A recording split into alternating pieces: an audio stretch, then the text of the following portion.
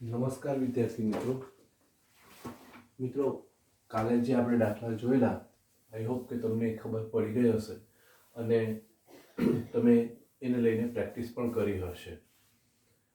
આજે આપણે જ્યાંથી અટક્યા હતા ત્યાંથી શરૂ કરીએ. પીડીએફમાં પહેલાં ખાસ રકમ વાંચજો તો તમને વધારે ખ્યાલ આવશે. દાખલો જે સમ છે એના ક્વેશ્ચન્સ પહેલાં વાંચજો. There are 3 different books of Gujarati, 4 different books of English, and 4 different books of Sanskrit on a table. In how many ways can 3 books be arranged such that the books of each subjects are together? Okay, આ રીતે છે. 3 books ગુજરાતીની છે, 3 books English, 4 books ઇંગ્લિશની છે અને 4 જે છે તે સંસ્કૃત છે. ઓકે, તમારે અરેન્જમેન્ટ એવી રીતે કરવાનું છે કે such that each subjects are together. Okay, એટલે અરેન્જમેન્ટ સમજી લો. આ 3 બુક છે એ 3 જગ્યાએ એમ ઉપર નીચે 3 બુક્સ ચેન્જ થઈ શકે ઉપર નીચે એ 3. આ 4 છે ધેટ મીન્સ 4p4 એટલે એ 4 બુક બી ઉપર નીચે થઈ શકે એટલે 4p4. સંસ્કૃતની 4 બુક છે એ બી 4 જગ્યાએ થઈ શકે 4p4 એટલે ગુજરાતીની 3 બુક સાથે ટુગેધર કીધું એટલે એન્ડ ઇંગ્લિશની 3 બુક સાથે એન્ડ સંસ્કૃતની 3. બરાબર. હવે એક વસ્તુ બી છે, સબ્જેક્ટ કેટલા છે 3 ને 3 સબ્જેક્ટ ધેટ મીન્સ સબ્જેક્ટના 3p3 કરવાના. વાય સબ્જેક્ટના 3p3 કરવાના? બીકોઝ માની લો કે એમ બંચ છે, આ 3 બુકનો બંચ ગુજરાતીનો છે, 4 બુક ઇંગ્લિશ છે, 2 3 4 આ 4 બુક સંસ્કૃત છે. હવે આ 3 ઉપર નીચે થાય ધેટ મીન્સ 3p3. 4 ઇંગ્લિશ ઉપર નીચે થાય 4p4 સંસ્કૃત. બરાબર. પણ આ 3 સબ્જેક્ટ બી સાથે ઉપર નીચે થઈ શકે ને. મે બી કદાચ એવું થાય કે આખું સંસ્કૃતનો બંચ આગળ આવે, ગુજરાતીનો પછાડી જાય, એટલે એ બી 3 જગ્યા બદલાઈ શકાય ને. ધેટ મીન્સ સબ્જેક્ટના 3p3 3 into 2 into 1 into 4 into 3 into 2 into 1. આના માટે 4 into 3 into 2 into 1. સબ્જેક્ટ માટે 3 into 2 into 1.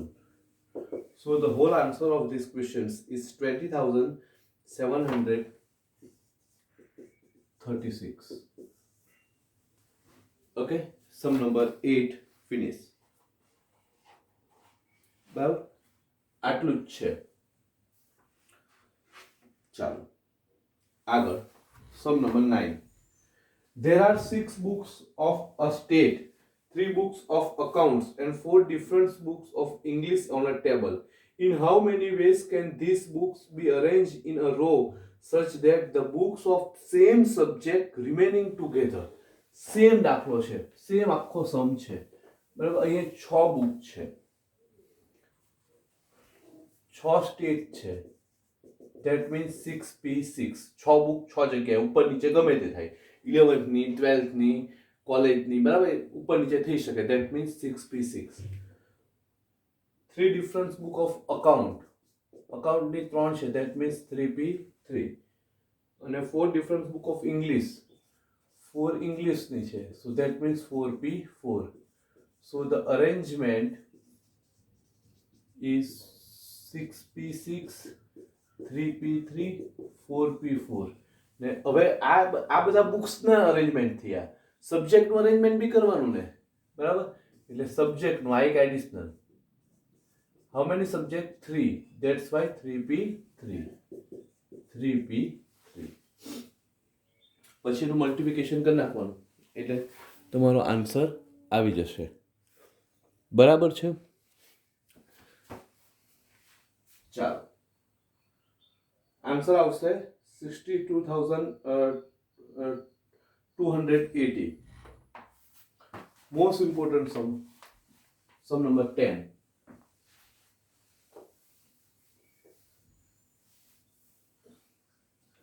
There are 5 seats in a car. બરાબર જોજો. There are 5 seats in a car including driver seat.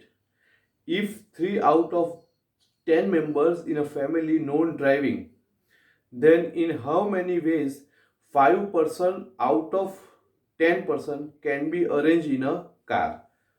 Okay, જો total member છે આટલું આખું વસ્તુ સમજી લો. ટોટલ મેમ્બર્સ બે વાર સમ તમારે વાંચવો પડે. 10 સીટ કેટલી છે? Total seat 5. ઓકે, ડ્રાઈવર કેટલા છે? એ 10 માંથી કેટલા ડ્રાઈવર? 3 ને ડ્રાઇવિંગ આવડે. બરાબર. હવે આપણે અરેન્જમેન્ટ કરવાનું છે. સિમ્પલ છે. You just assume that 10 people are standing out of car. Okay, કારની બહાર 10 ઊભા છે, 3 ને ડ્રાઇવિંગ આવડે. બરાબર છે. કાર 5 સીટર છે. એટલે પહેલું એક ફર્સ્ટ પ્રાયોરિટી તો શું છે કે કાર ડ્રાઈવર વગર ચાલે નહીં. ને ડ્રાઈવર તો એક જ હોય ને, એમ એક સ્ટીયરિંગ તો 2-3 જણા થોડા બેઠેલા હોય. ડ્રાઈવર તો એક જ હોય. ધેટ મીન્સ પહેલા ડ્રાઈવરને તો લઈ જ લઈએ. તો 10 જણા છે તેમાંથી 3 ને ડ્રાઇવિંગ આવડે. બરાબર છે. એ પહેલા તો 3 માંથી એકને લેવા પડે. ધેટ મીન્સ 3P1 એન્ડ એક સીટ જતી રહી. એટલે હવે કેટલી સીટ ખાલી રહી? 4. બહાર કેટલા માણસ છે? ટોટલ 10 છે, તેમાંથી એક જ બેઠો. બહાર કેટલા રિમેનિંગ? 9. That means 9P4. સમજ પડી? આ જુદા નથી, આ 3 એ 10 માંથી જ છે. એટલે 9 into 8 into 7 into 6 into 5. So it's 9070.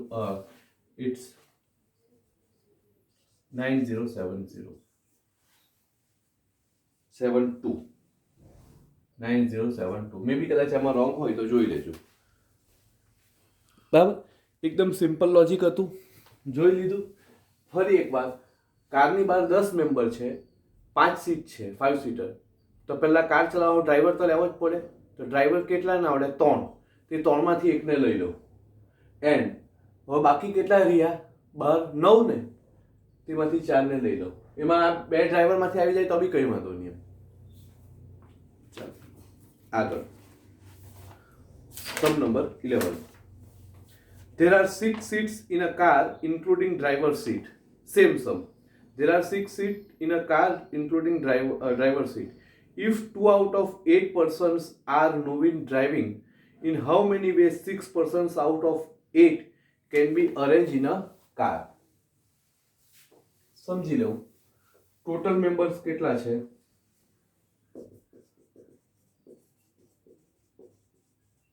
8. Driving કેટલાને આવડતું છે?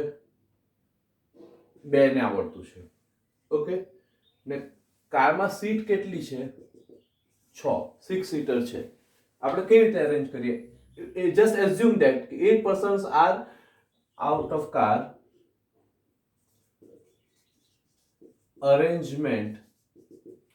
ચાલો પહેલા તો કાર ચલાવવાની છે. 8 માંથી 6 માણસને બેસાડવાના છે કારમાં. કાર ચલાવવાની છે એટલે પેલા જે જાણતા હોય તેમાંથી તો એક લઈ લે.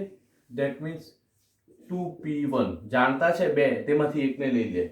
એન્ડ 8 માંથી જો એક બેઠો એટલે કેટલા બહાર છે ઉભા રહેલા? 7. તેમાંથી બીજા 5 લઈ લઉં એટલે 6 સીટર થઈ જાય ને. 6 સીટ રોકવાની તો 6 સીટ થઈ ગઈ.